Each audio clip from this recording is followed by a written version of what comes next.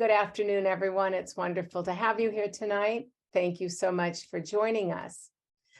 And a special welcome to Ron Brownstein and Bill Kristol, and our always outstanding moderator, Larry Mantle. Robin Wright, who was originally scheduled as tonight's guest is to talk about the Iran Revolution, has been rescheduled to February 1st.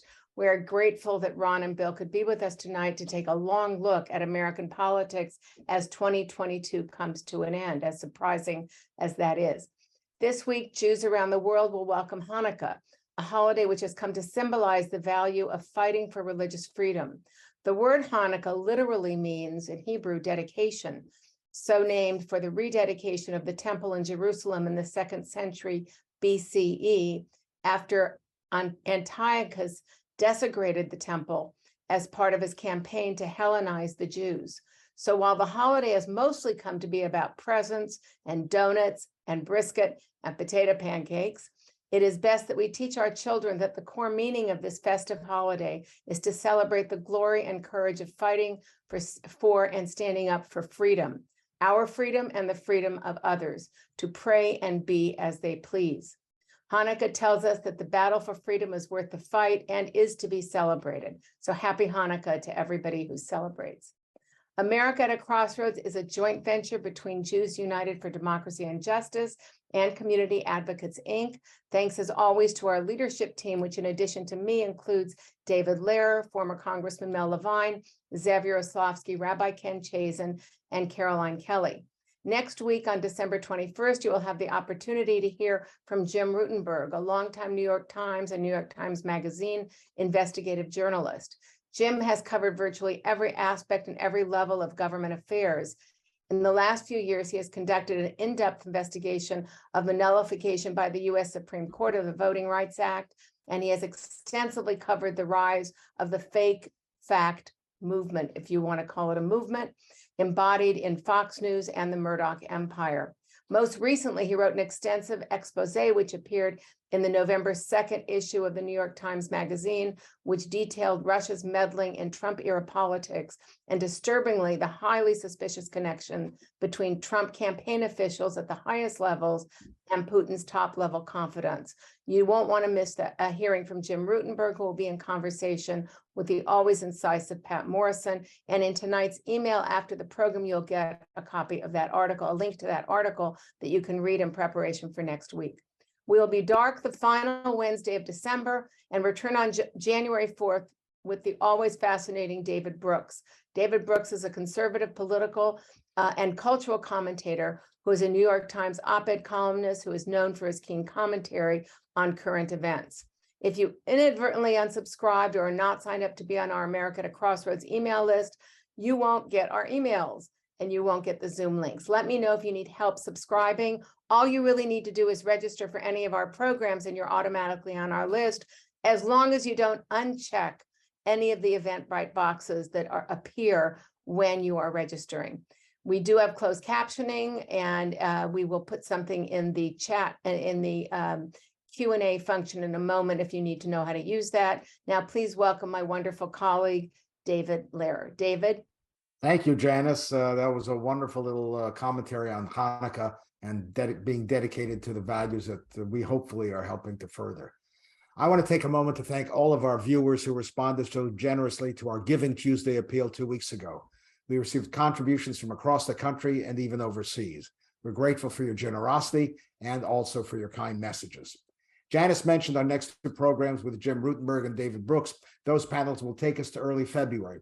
Following Brooks on January 11th, we'll host a much-needed examination of China, from COVID to threats to Taiwan to aggressive actions around the Pacific.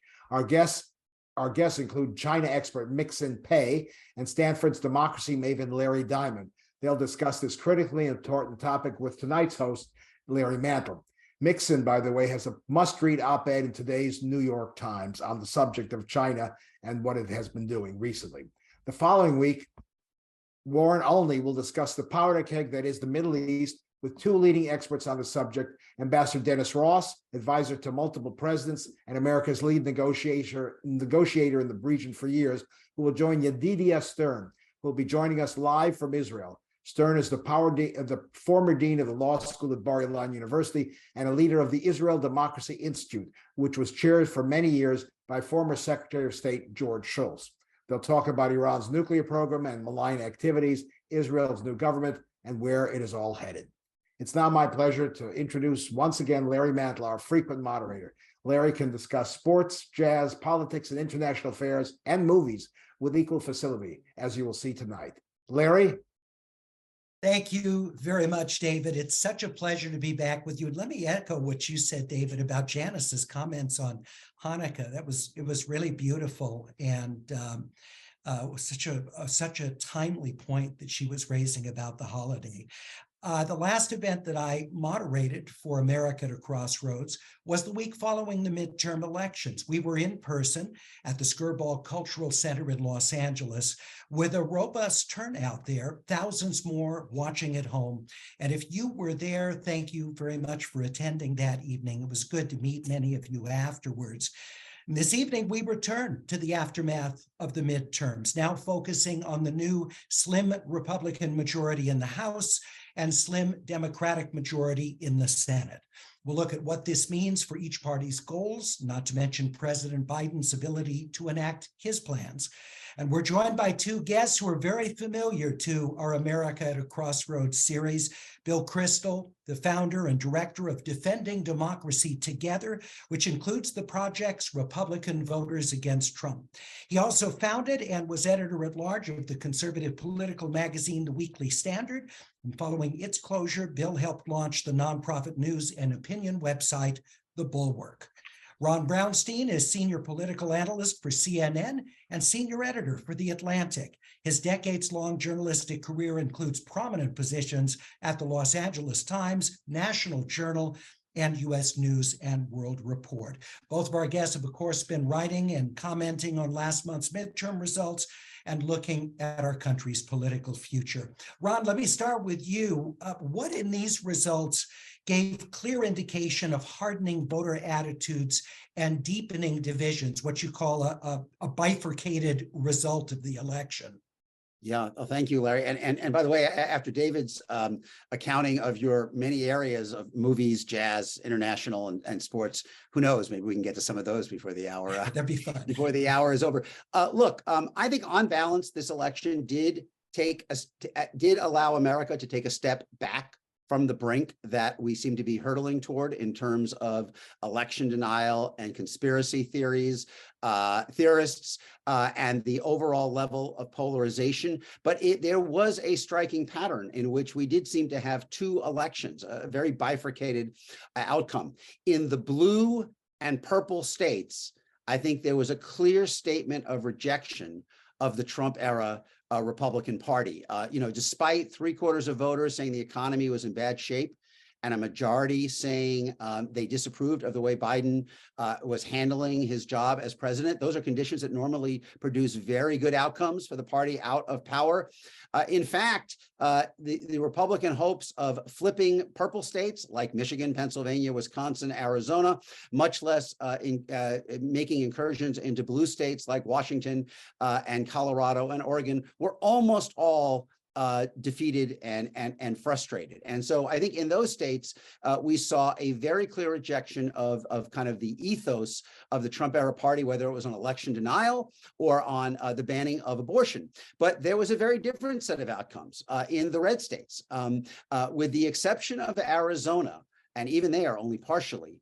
None of the states that have actually, none of the Republican-controlled states that have actually implemented this very conservative social agenda, the bans on abortion, the book bans, the classroom censorship, the rollback of LGBTQ rights, we did not see a meaningful backlash in any of those states except Arizona. Governors like DeSantis and Mike DeWine and Greg Abbott, Iowa, Tennessee, states that have actually banned abortion, they all won comfortably. And they even won a reasonably high percentage of voters who said they were pro-choice. So overall, I feel as though this election solidified and deepened the lines of division that we saw in 2020. On balance, that is a better thing for Democrats than Republicans in the Electoral College, but overall, it leaves us still basically at the knife's edge.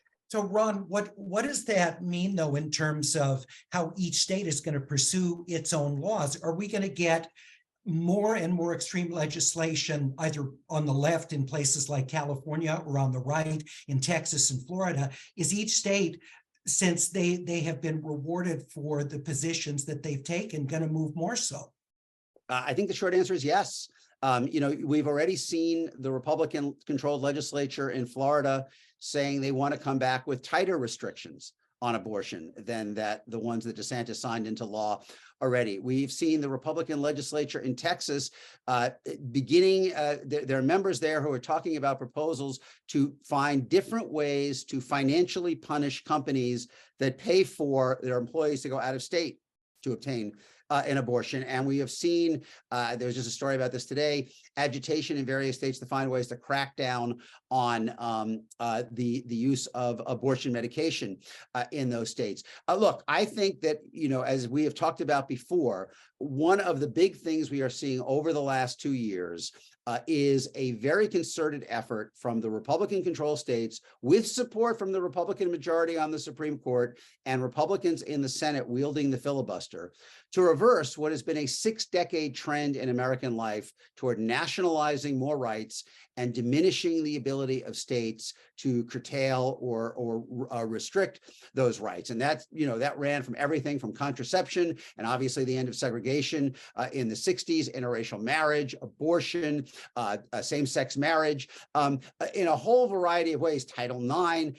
By and large, the story from the 60s until roughly sometime after 2010 has been nationalizing more rights and rolling back the ability of states to deviate from that national floor. Well, we are now going in the other direction very clearly. And Bill, I wonder then, is that related to the fact that we have become much more homogenous politically in the places where we live?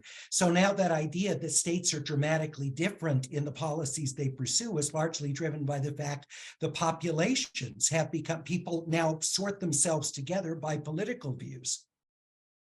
Yeah, no, that's an important point. And I'm going to get to that in 1 second. Just say it's good to be back with you all, and David and Janice and everyone here, and good with Ron. Good to be with Ron again. We did a conversation right after the election, which I think covered some of these topics, and not all the results were in yet, but it stands up well.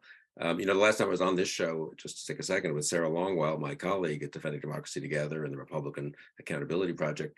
It was in the middle of the election campaign, and we talked about our efforts to help defeat the election deniers in key states for governor, for secretary of state, a couple of Senate races. The good news is, I'm not saying we were responsible for this, though we played a bit of a role, spent a lot of money, raised money, spent money, and pretty effectively, I think. We did defeat almost all of them. The good news for me is that if you combine the defeat of people like Kari Lake in Arizona, and the Republican gubernatorial candidate in Wisconsin, and Mastriano in Pennsylvania, and the Secretary of State candidates on the Republican side in those states. Pennsylvania doesn't have a separate Secretary of State election.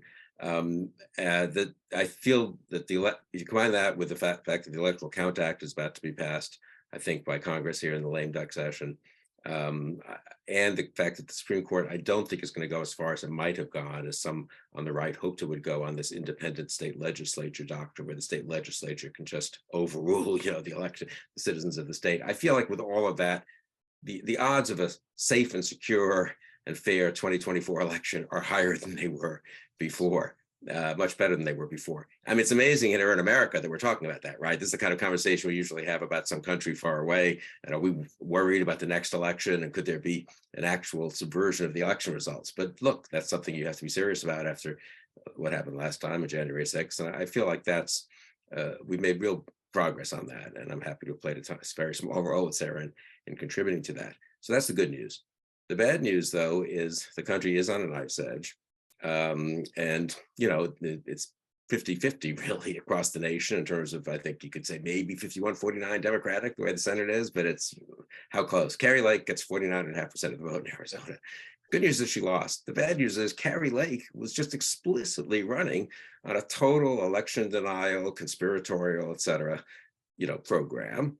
And she almost won in a state that Biden won and the Democrats won the Senate race in, both last time and this time. So is it inconceivable that the Republican presidential candidate could do half a percentage point better than Kari Lake? Is it inconceivable that the Republican presidential candidate could do as well as Ron Johnson in Wisconsin, who won by a point? Is it inconceivable the Republican presidential candidate could do 1.5 points better than Herschel Walker, who was a pretty incredibly flawed candidate? No. If Republicans win those 3 states and hold everything else they had, they win the presidency. So we're really at the notion that, it was a good election for Democrats, better than it surely might have been, better than it often is in these circumstances, as Ron said, but very close, knife's edge for the country as a whole. But on your question, Larry, just for a second, yes, the states, the socioeconomic and many geographical and many other reasons why the states, there's been a separation or a sorting of people who live near other people a little more than they used to, who are like them in many ways, especially educational level, but lots of other things as well. Having said that, what's paradoxical, and Ron's written a lot about this, is it's not as if all of Texas is dark red. Texas has Houston and Dallas and Austin, and you all have been to Texas, and I'm going to guess a lot of people on this Zoom have been to, or some of you live in Texas and Dallas and Houston and Austin and in the suburbs of those cities, and they're not that different from cities in blue states, quite the contrary. And incidentally, red areas in blue states, this is true in California, can be much not that different from red areas in Pennsylvania, which are not that different from red areas down in Georgia or something. So the gaps within states are massive. When you saw that Georgia special election, I was looking at it, and many of us, I'm sure, were, looking at the map as the votes came in, the county differentials were insane, 75-25 for Warnock here, 80-20 for the Walker there. So red America and blue America are growing more apart, or have been at least. You've got to think that's got to stop at some point. And that's why I slightly would qualify Ron's answer about, are they going to get more radical on both sides? I think you're all in California, a lot of you see the pressure back against some of they're not just moving to the left, right? In California, in LA, even in San Francisco, on a lot of issues, there's a sense of, we can't let the crime get out of control. We've got to rethink, how do we handle homelessness? We do need to keep businesses here. And I'd say a little bit in these, it's interesting to see what will happen on some of these questions about abortion, for example, in a state like Florida. DeSantis got away in his reelection with saying to the right, I'm pro-life. The actual law that he signed has 15 weeks, allows abortion up to 15 weeks. People can criticize that, and there are problems with that from I think from certain points of view, but 95% of abortions take place in the first 15 weeks. That has not been the traditional pro-life position. Now, will he get pressured to be more stringent than that? Maybe, but they have to do a balancing act in states like Florida and Texas, just as liberals have to do a balancing act in New York and California. Ron, let's talk about abortion, because that obviously a huge issue in the midterms, and in the Republican primary, you've written about the fact that there are likely to be pledges the candidates are expected to take about how stringent they're going to be on abortion restrictions. And then whoever comes out of the primary is going to have to run in the general election, having already committed to a more extreme view on abortion than the American public has. So for Republicans, they're in a tough spot there. Well, I'd love to hear Bill's thought on this as well, as someone who has, thought about winning Republican primaries in the past. I think the critical single question in the Republican primary from a policy point of view in 2024 will be whether you can get the nomination without agreeing to sign a nationwide ban on abortion if the votes are there in Congress to pass it. Now, can you, if you're Ron DeSantis, you probably want to fudge that. You don't want to explicitly say that you would sign such a thing. I don't know if you can get out without saying whether or not you would sign such a thing. There's going to be a debate early on, where some Fox anchor is going to say, everybody on this stage who will not sign an abortion ban, please raise their hand. And we'll see if anybody raises their hand. And the reason why I think that is so significant is that, and here I will echo what Bill said. It's interesting that Bill cited Arizona, Wisconsin, and Georgia as 3 states where there is no guarantee that a Democrat is going to win in 2024. I would agree. But I do think that a Republican who pledges a national ban on abortion, I don't think such a candidate can win Michigan or Pennsylvania in 2024, unless we're dealing with total economic collapse. I think the voters of those states very clearly sent a message of opposition to banning abortion. It's really striking. In both of those states, Larry, the Democratic governor candidates won over 80%, closer to 85% of voters who describe themselves as pro-choice. In a state like Ohio or Florida, DeSantis and DeWine actually won a third or more of voters who describe themselves as pro-choice. There wasn't the backlash in the red states, but in these purple states, they said as clearly as you possibly can, we do not want this here. And I think that if you are the Republican nominee, and that is the price of getting out of the primary, I do think it puts at least those two states out of reach. Why would Democrats in Florida behave so differently in their voting patterns? It was really independents, I think. It was really independent voters. And it went across the board demographically. I mean, you know, and by the way, this was true also in Texas and Georgia, where Kemp and DeSantis, Kemp and Abbott also won a much higher percentage of pro-choice voters than the Republicans won in states where abortion is still legal, right? I mean, that seemed to be a clear dividing line. Where it was still legal, there was a very strong statement that we wanted to continue to be legal. In the states that have actually restricted it, you didn't see that to the same extent. And, you know, Brian Kemp signed a 6-week abortion ban and won over 70% of white women, according to the exit poll in Georgia. And that is, you know, when you talk to Republicans who believe that DeSantis can win in a way that Trump cannot, they will argue, well, you know, it isn't really the conservative social agenda that was the problem. It's the seeming enthrall to Trump that's the problem. And since Kemp established his independence by standing up to Trump in 2020, he could go ahead and do all of these very conservative things and still hold those voters. Obviously, Georgia is different than Pennsylvania. Yeah, and Bill, so I want to ask you about then with Trump being such a loser generally, now some of his candidates in red states ended up prevailing, but generally being such a loser, and of course, we saw DeSantis coming away with a huge win with what happened in the state of Florida. So how do so many Republicans continue to hang on to Trump, given that, you know, at least it used to be voters really, you put a lot of weight on winning elections? Well, I mean, Trump has been wounded more than I expected he would be, actually, by the election, certainly among Republican elites. And if you can believe some of these polls, and they're pretty fragmentary and early and, you know, not perfect, but even among Republican voters, I mean, you have DeSantis running basically even, let's just, I think, generalize, with Trump in some polling that's been done in the last week or two. That we would not have expected. I would not have expected back in September. I don't know that that will hold up. Maybe you could make the case that Trump's had a pretty miserable month, and DeSantis has been totally untouched by any controversy. He hasn't had to take on the kinds of positions Ron was saying he will have to address. And Trump is still virtually even with him. So on the one hand, you could say, whoa, Trump is awfully strong. On the other hand, you could say, given his unbelievable dominance of the party in the last 6 years, it's the first time you can reasonably sketch out a path where he runs and loses in 2024. And I think that's a pretty big moment. And we'll have to see how much the donors and the elites really are willing to go after Trump, how if they can find the right messages to convince some, what our friend Whit Ayers, the pollster, calls the maybe Trump voters, some of them to flip, you know, Trump's going to have his base of 25, 30, 35%, but it makes a huge difference whether it's 25 plus not much, or 35 plus another 10 or 15 who were willing to go along with him, right, in primaries. And if some of those 10 or 15 could be persuaded not to be for Trump because he's a loser, it's time to move on. That seems to be what's striking. For me, it's a little bit ridiculous, right? There's so many reasons not to think Donald Trump should be the next president of the United States.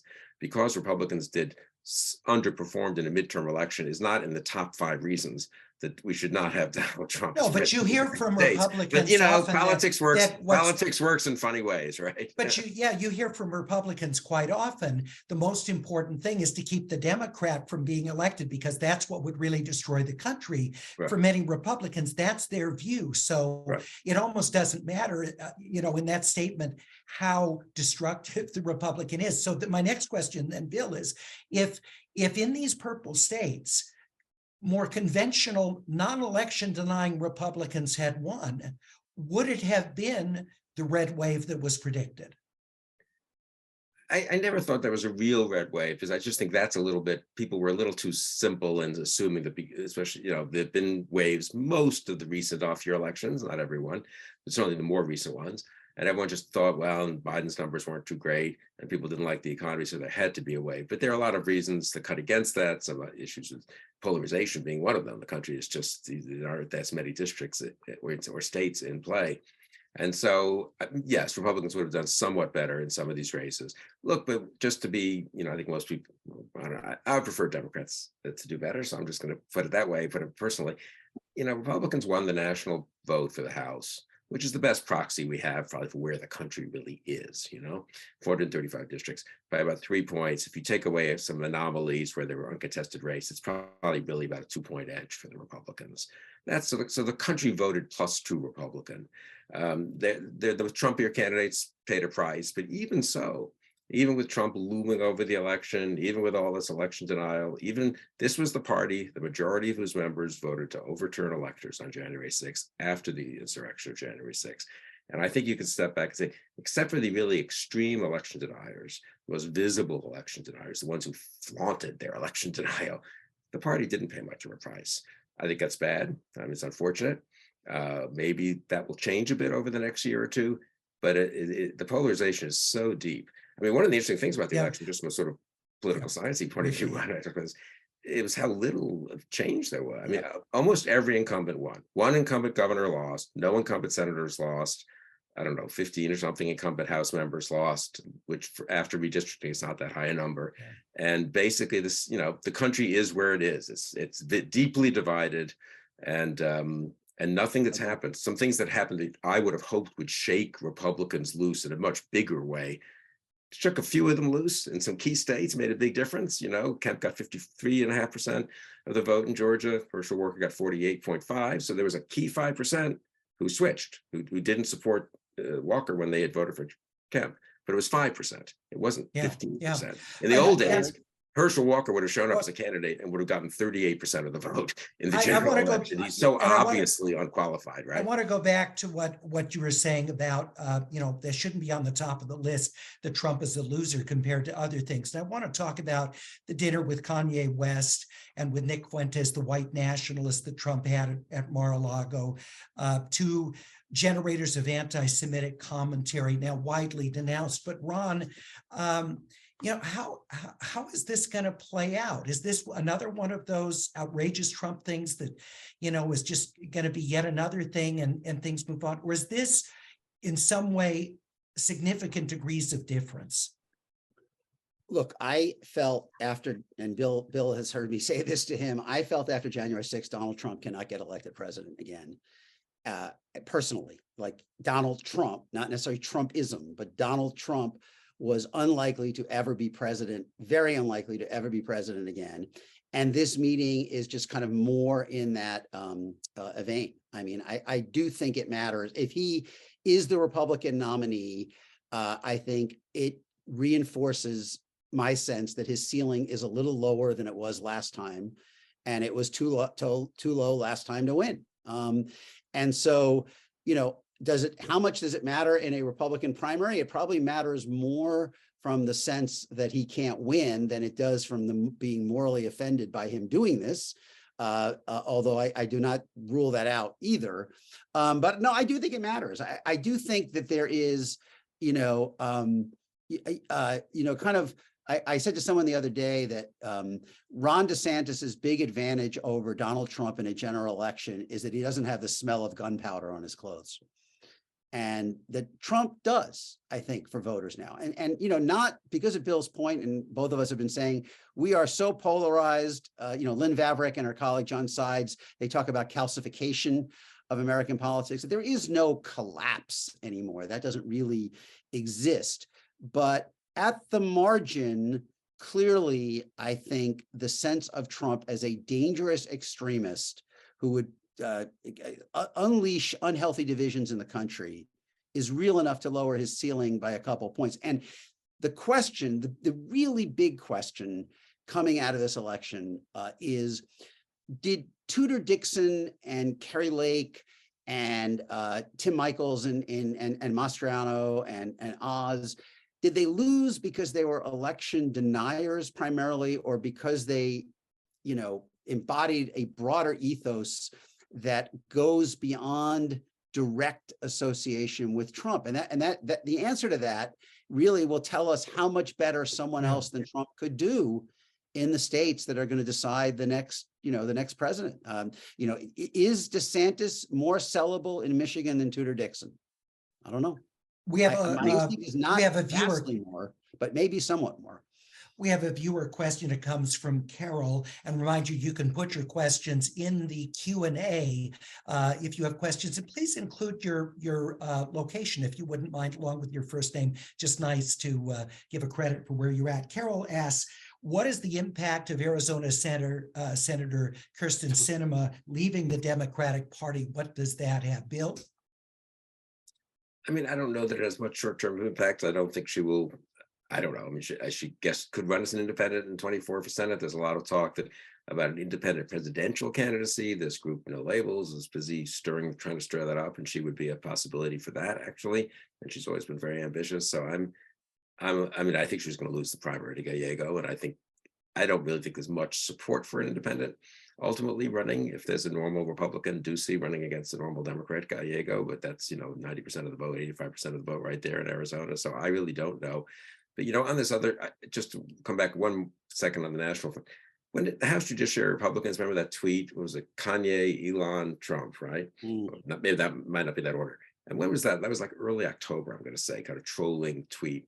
I wonder in retrospect, I mean, this would be the good news, along the lines of what Ron was saying, if that was sort of the high water mark of the sort of just, let's just have scorn for every norm in American politics, for every standard, for every moral, guardrail that we thought we were upholding. This was the House Judiciary Committee. I mean, of course, it was some staffer. It wasn't a literal committee, but it is the act that he works for. He runs the Twitter account of an actual members of the House of Representatives, and a rather important committee, incidentally, which in the old days was a committee that was a little more serious than some of the others, because you're dealing with judicial matters, legal matters, almost everyone on is a lawyer and so on.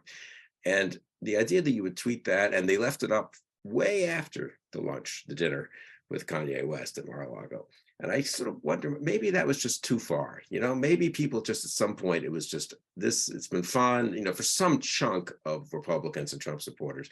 It's been fun owning the libs. It's been fun outraging them. I'm really upset by what's happening on college campus. So I'm not even going to pay attention to the authoritarianism and nativism and bigotry on my side. But at some point, maybe it just gets a little too much. And that's the point Ron's making. And what the question is, how much of that there is, and how far that goes in terms of Trumpism, as opposed to just Trump personally. Yeah. Can I offer a thought on Sinema? I'm going to take one step back. So after this election, with Democrats losing the House, that means the last 5 times a president went into a midterm with unified control of the House, the Senate, and the White House, they've lost it. It's happened 5 times in a row.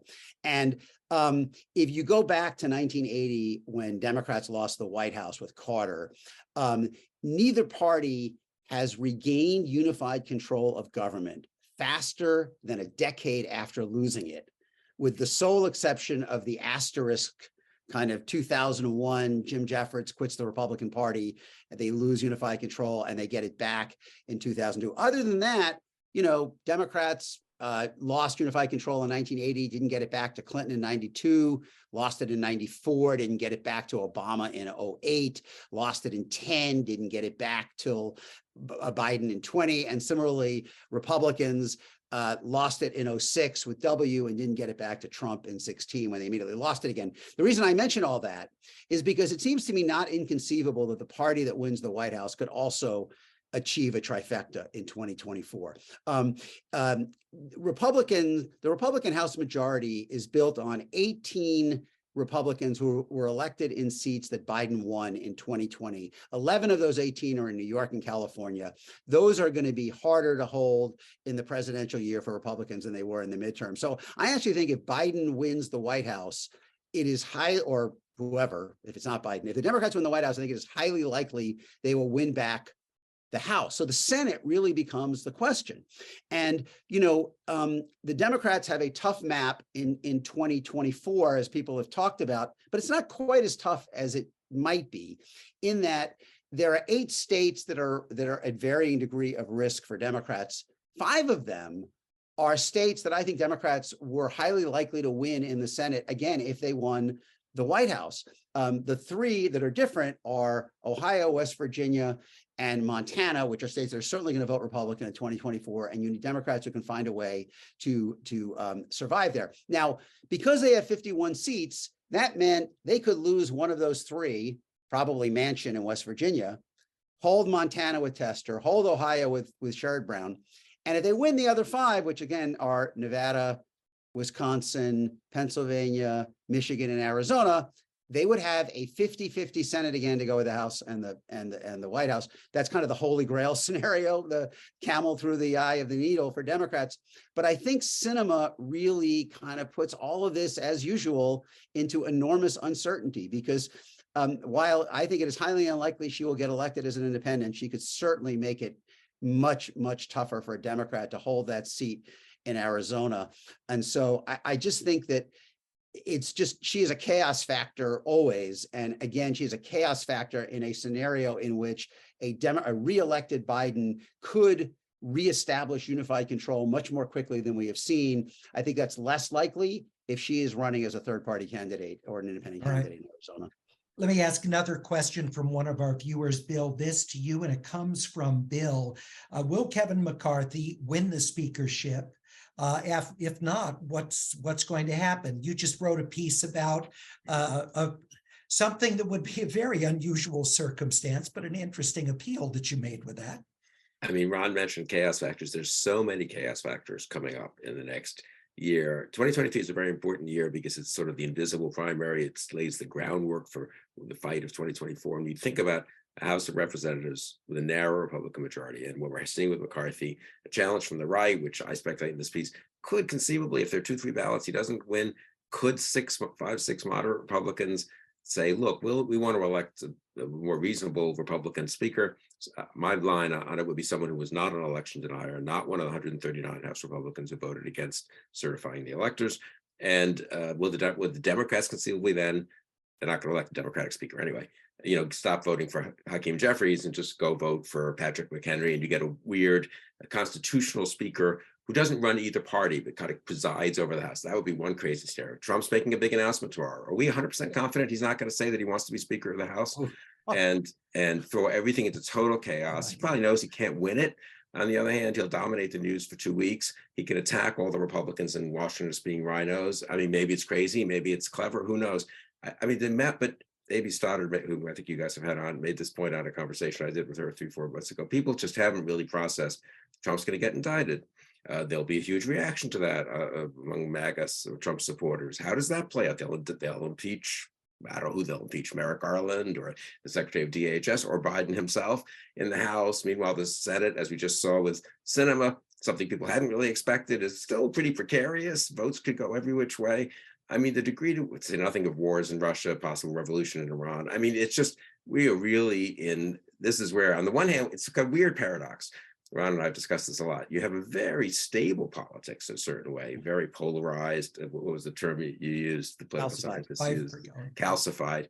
And then all this chaos at the same time. And you sort of wonder, well, which is going to prevail, the calcification, or could the chaos just kind of blow it up in one way or another, Morley asks, what is the role of the under 45 vote and its leaning Democratic? Ron, you want to take that? Yeah, I'll start. Every group, the Democratic support in virtually every group eroded a little from 20 to 22, which is not surprising given it's the first midterm and that inflation was at a 40-year high. But the standing among young people remained really strong. Turnout was, you get different assessments of how turnout looked. But in 2024, millennials and Gen Z combined will be about, let's see, I think it's about 8 or 10 points more, larger a share of the total eligible voter pool than baby boomers, who have been the largest group in the electorate since 1980 of eligible voters.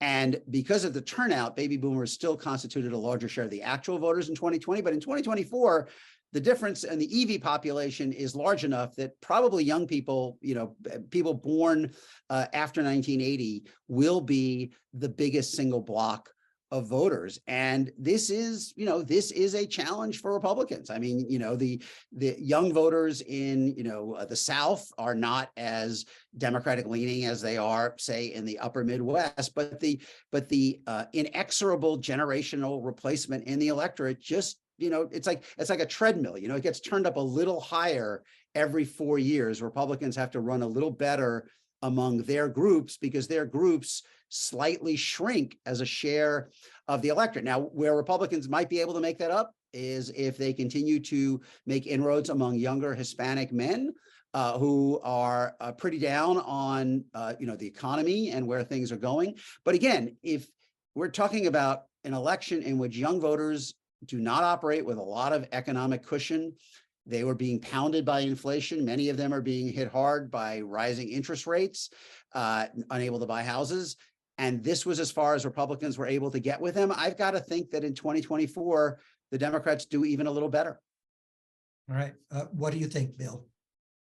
Yeah, look, I think that's really true. And I think Democrats really need to turn out young voters, and they did a decent job of it this time, in some states better than others, but not as much as they quite hope to. But traditionally, they don't vote as much in midterm elections. I would say younger voters, though, are, I don't know. I mean, I feel like they should be a little more alarmed about the future of the country, but they're busy and they have little kids and they're driving to and fro and they're trying to make ends meet, honestly, and it's not so easy. It's easy for me to say, sitting here, sort of not having to do all those things, that people should be more focused on the threat. But I think it's a challenge for the Democrats when they've been in the presidency for 4 years, whether Biden runs it or not, to sort of alarm younger voters. And I don't mean alarm in a bad way. I mean, genuinely paint a picture of what this country will look like to younger voters who, we survived the 4 years of Trump. And if it's not Trump, if it's Trump personally, I agree with Ron. There's a lot of baggage, as they say, that just he can't personally, I don't think, overcome. Can Trumpism, though, do okay? And can they sort of take the edge off it? You would, I don't know. But I think Ron's absolutely right. The numbers are pretty stark, aren't they, Ron? I mean, much bigger gap than they used to be between young and middle-aged and older, and not shrinking, I don't think. That is, it's not like each election it gets closer, right? It's pretty much this, it's been big for now. Since the millennials entered the electorate in large numbers in 2004, the gap between the voting preferences of younger and older has widened. And it's only continued to widen further since Gen Z has entered the electorate in larger numbers. What would be their first election, starting in 2016 and then more in 2020 and significantly more in 2024. And in some of these states, Larry, I mean, in Georgia, it was a chasm, right? And by the way, young at this point, we're talking about the oldest millennials are now 42. So 41, 42. So Warnock dominated among, for example, under 45, and Walker, dominated among over 45. And obviously there's a racial and ethnic overlay with that because the younger generations are much more diverse. But I do think that there are challenges in terms of that many of these voters are economically, feeling discontented. They've never been very enthusiastic about Biden going back to the 2020 primary. But by and large, I think most of them see the Trump vision of America as fundamentally antithetical to their values. Let me ask another viewer question. Kathy asks, is there any chance that Republicans will get rid of winner-take-all primaries as a way to try and counteract Trump's candidacy? Bill? That would be a very good indicator of how strong Trump is. If some state parties move in that direction, that would be a real sign that they don't want Trump, that they don't want 2016 to happen again, where he wins all the delegates in the state with 37% of the vote. If states don't move in that direction, if the Republican National Committee, it's complicated who controls primaries. Sometimes it's the state party, a couple of places, state legislature, or sometimes the Republican National Committee has some control, or it always has some ability to shape it. We'll see what they so that I agree, but there'll be a lot of fights that won't get huge headlines. People like Ron will be paying attention, but they'll be, it's some boring meeting at a Holiday Inn and, somewhere in South Carolina, and they'll be determining, is it winner take all by congressional district? Is it winner take all by state? Is it proportional representation? And I'd say the degree to which they move away from winner take all is probably the key thing that's good for Trump. There are other quirks in the rules, closed primary or open primary. Can independents vote in the primary? These things are not set in stone. People, we get used to it and we think, okay, well, that one's always, New Hampshire's open and this other primary is closed. Well, that can be changed very quickly. And sometimes it doesn't have to be changed by the state legislature. Sometimes it's changed by, 85 people who are on the central committee of the party in that state. So I think it'll be an interesting indicator of how much sort of party elites and party activists and elites, because it's a weird combination in these parties sometimes, where they are. I don't know, California, I mean, this is the one thing you don't have the first two primary in, right? So you have party primaries, and what will the rules be, Yeah, Ron, any thoughts on that before we take another question? Just real quick. I mean, Donald Trump was the presumptive nominee in 2016 before he got into 50% in any state.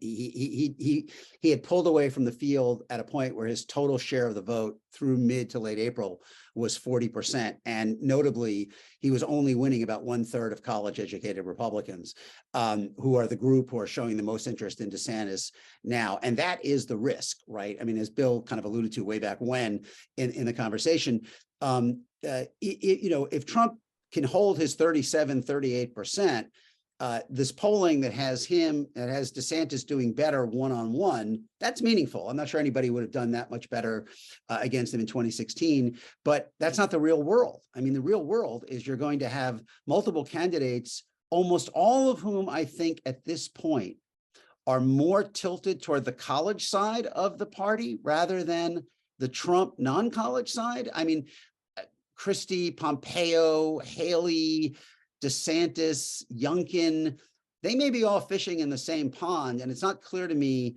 who is going to challenge Trump's hold on his half of the party, which is basically now 50-50 between college and non-college. If you talk to Republican donors right now, I'd say the ones who would like to move on from Trump, even though they may have helped him in the past and voted for him, they say, look, everyone will run, but we're not going to let 2016 happen again. If in November the lesser ones pull out, but that's easy to say. It's easy, and that will happen. It's if DeSantis is at 34% and Pompeo's at 6% and someone else is at 4%, they'll get out. It's not going to be. But what if one of them is at 21 and one is at 19 and one is at 17? So I mean, we'll see it'll be very interesting to see what happens. Yeah. Tom asks, if Biden chooses not to run or he's not able to run, who might the Democratic nominee be, Ron?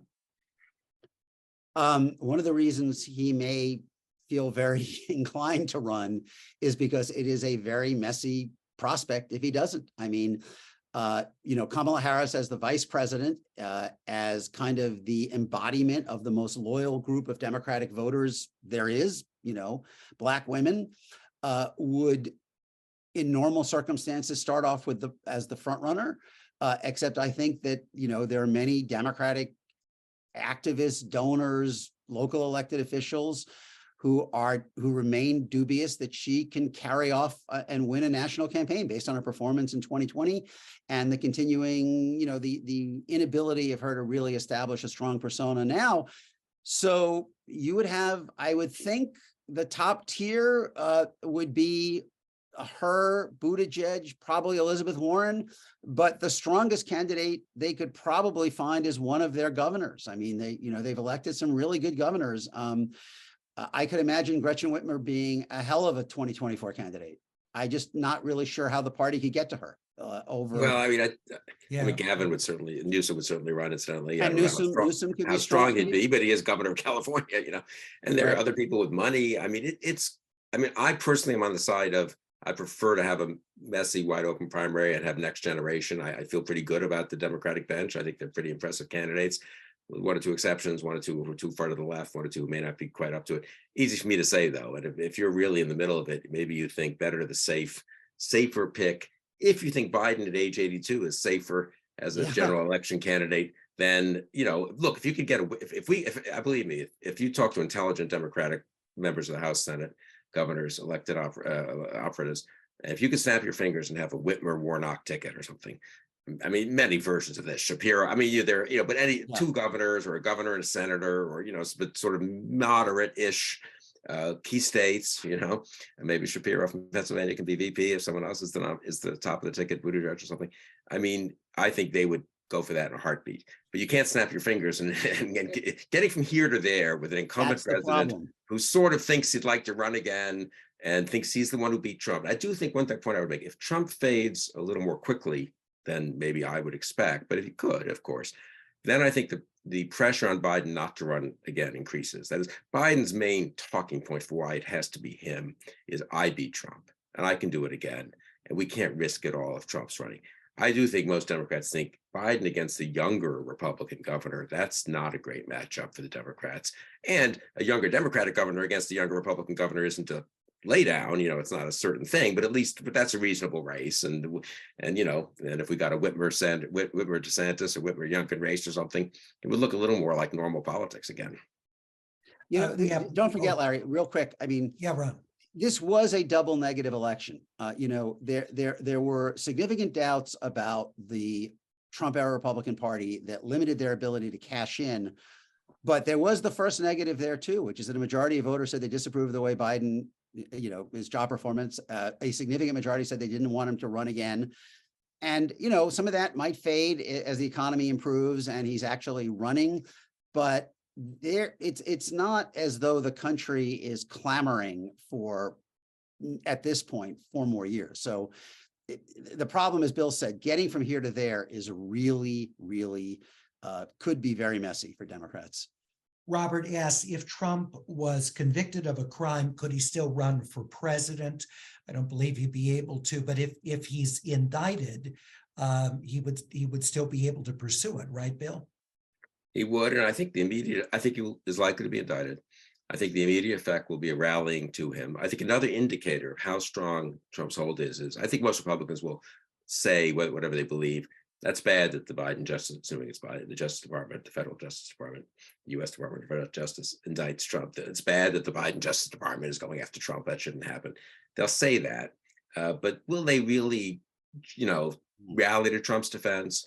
Will any of them say, you know what, we don't know the facts. Let's let the court system work. We believe in the American judicial system. Maybe like Larry Hogan will say that. I don't know. But there'll be an immediate round to Trump. I used to think that might just help Trump through the whole next 2 years.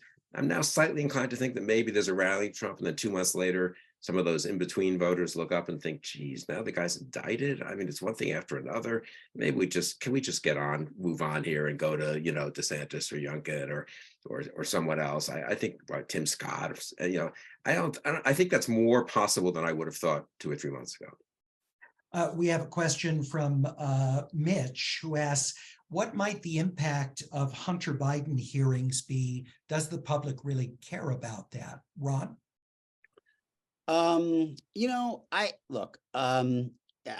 it depends on what Republicans can unearth, but I think on balance, the big message of 2022 was that a Republican Party that appears to be in the thrall of Trump and focused on excavating and advancing his grievances just cannot sell in the blue and purple states.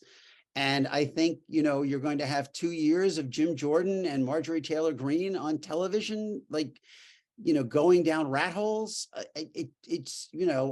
I just can't believe on balance that is going to be helpful. I mean, for the party. I mean, there were, again, part of the challenge, if you go back to where I started, we had 2 elections in the red states, and there are 160 or 170 of the House Republicans are from districts that Trump won by 10 points or more. They're like, everything's fine. Like, let's go, let's go combat the woke virus, as Elon Musk, calls it. And they're out for, they want to impeach the DHS secretary, and, they want to give Marjorie Taylor Greene a platform.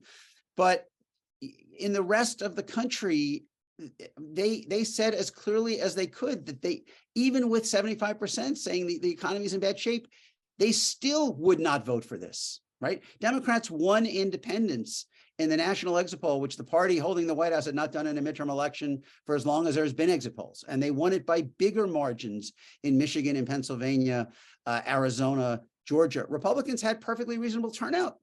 But there were enough soft Republicans and independents who said, this version of the party, I cannot trust with power, even if I'm disappointed with what Democrats have done with it. And I cannot believe that Jim Jordan railing on television about Hunter Biden's laptop is going to make that better. I just, Again, Larry, unless there's actual fire there that, that is able to come out of that. But in the January 6th hearing, there was compelling video. You're not going to have that over Hunter Biden's. You're not going to have the kinds of disturbing images that were part of these most recent congressional hearings. Bill? No, that's probably true, though. You never know what is in a mass of emails, I suppose. No, I think it's likely not to go well for the Republicans. That could be a backlash against it. And the irony is, if Republicans had won the House by 25 seats, I think McCarthy, who probably knows this isn't the greatest thing for the Republicans, could have controlled this a little more. He's now so weak because the margins are so. One of the effects of his being weak, I was talking with an ex-member of Congress just yesterday, is he can't control his committees or anything. He has no margin. He has no leverage. Jim Jordan will say, I'm doing these hearings. I'm doing 3. I'm making this up. I'm doing 3 a week. I'm having this witness and that witness, and I'm sending people on this crazy fishing expedition. And McCarthy says, I don't know if that's a good idea. Jordan says, fine, I'm going to start, I'll support someone else on a motion to vacate the speakership. I mean, the degree to which McCarthy is weak emboldens the Marjorie Taylor Greenes, the Jim Jordans and the others to use their committees or subcommittees or just as individual members to go as crazy as possible and to introduce resolutions to impeach. We've gotten sort of used in the last 4 years to Nancy Pelosi running the House of Representatives with narrow margins. She's extremely good at it, and it's almost historically good at it, I would say. And it's not going to look like that. And so that's just one of the wild cards. I mean, maybe McCarthy can damp it all down so it doesn't do too much damage, but it could be just nuts, and they could be losing votes. I mean, it's not clear that McCarthy can actually bring things to the floor. He's got some moderates from some of these people elected from New York and LA don't want to be voting on these right-wing things. Is he? Well, here's this. Ron mentioned this. Is McCarthy going to bring a national ban on abortion to the floor of the House? That's just a huge question. We need to wrap up. We're up against the end of the hour, and I want to give each of you a chance to make a closing statement, sort of a sense of where we're at as a country. If we walked back from a precipice in some respects, as although all the challenges that we've delineated tonight are certainly right in our faces. Ron Brownstein, you want to start us with a very brief, 45-second close, please. I think we did walk back from the precipice in enough states that can control the direction of the country. I think there was a very clear message in blue and purple states that conspiracy mongering and kind of ideological extremism and election denial simply would not fly. But there is still an enormous amount of momentum behind all of those kind of forces in essentially half the country. So we remain, I guess, as I started, on the knife's edge, but with, I think, a tilt now more towards stability than many would have expected coming out of this election. All right. And Bill, closing comment from you. No, I really agree. I worry very much about the toxins that have been unleashed into the body politic over the last several years. They're not going away immediately. The toothpaste can't go back. And the degree of hatred, of bigotry, of mean-spiritedness is really astounding. I think we saw that recently with the prisoner swap. And the right-wing reaction was not, it's good to have an American home. We can raise questions later about whether it was prudent to do the swap. No, it was just hatred of an American who was being held by Putin and hatred that she was coming home. It was really appalling. So that part I worry very much about. But I think in a political sense, things look stronger for the Democrats and weaker for Trump than we would have thought 2 or 3 months ago. Gentlemen, thank you so much for the terrific conversation. The volume of facts that you each have at your disposal to provide the analysis is sometimes mind-boggling for me, but we learn a lot. So thank you so much for sharing your thoughts. Appreciate it very much. Thanks. It was great to be with you. Thanks so much. Next week on America to Crossroads, veteran New York Times reporter Jim Rutenberg talks with the LA Times' Pat Morrison. My longtime friend. Rutenberg's recent Times Magazine cover piece detailed extensive connections between Trump campaign aides and confidants of Vladimir Putin. That's next Wednesday at our usual time, 5 p.m. Pacific, 8 o'clock Eastern. Also, please remember, as we are close to the end of 2022, to make a contribution to this series. Significant support for these weekly programs comes directly from viewers like you. So please help assure that this important series continues. There is simply nothing like it, with the reach, with the size of the audience, with the profile and the expertise of the guests who come to these programs every week. You can donate either with Jews United for Democracy and Justice or with Community Advocates, Inc. Just search with the name of either organization and make your tax-deductible contribution on their website. Thank you so much for helping to support the programs. From all of us at America at a Crossroads, have a very good evening and a happy Hanukkah.